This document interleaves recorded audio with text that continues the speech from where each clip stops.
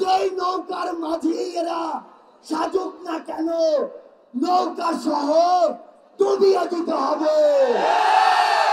স্পর্শ করে বলে দিতে চাই, এই বাংলাদেশ 16 বছর পরে স্বাধীনতার যে নতুন মুখ দেখেছে, সেই মুখের দিকে কেউ যদি নজর দেওয়ার চেষ্টা করে, তাহলে তার জায়গা আমাদের এই বাংলাদেশে হবে না।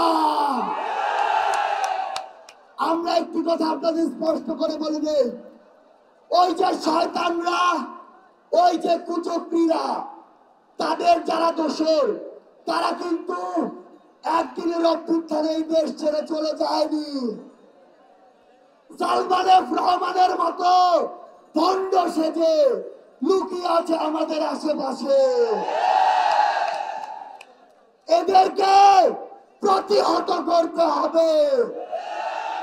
যেই নৌকার মাঝি এরা সাজুক না কেন, নৌকা সহ ডুবিয়ে দিতে হবে।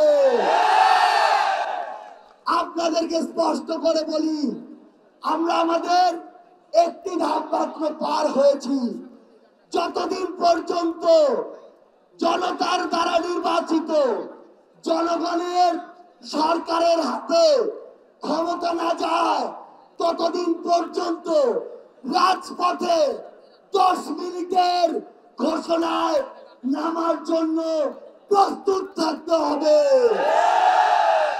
যেই গর্ত দিয়ে ওই ফ্যাসিস্টের দোসররা বের হওয়ার চেষ্টা করবে, দুইটা কাজ করতে হবে। সেই গর্তেই তাদেরকে ঢুকিয়ে দিতে হবে এবং ওই গর্তে তালা দিয়ে দিতে হবে।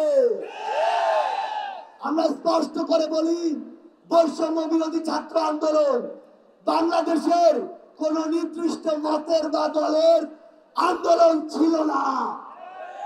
এটি ওই ফ্যাসিস্টদের বিরুদ্ধে পুরো বাংলাদেশের সকল মতের, সকল দলের, সকল জাতের, সকল বর্ণের মানুষের সম্মিলিত একটি আন্দোলন ছিল। সে জায়গা থেকে সামনে যদি বিন্দু পরিমাণ কোন বাধার আশঙ্কা আমরা দেখি, তাহলে ওই 5ই আগস্টের মতো জনতার স্রোতে তাদেরকে পিছিয়ে দিতে হবে। সবার সাথে এই রাজপথে যে কোনো সংকটে, যে কোনো সংগ্রামে আবার দেখা হবে। সেই পর্যন্ত আমাদের এই সংগ্রাম, আমাদের এই লড়াই জারি থাকুক।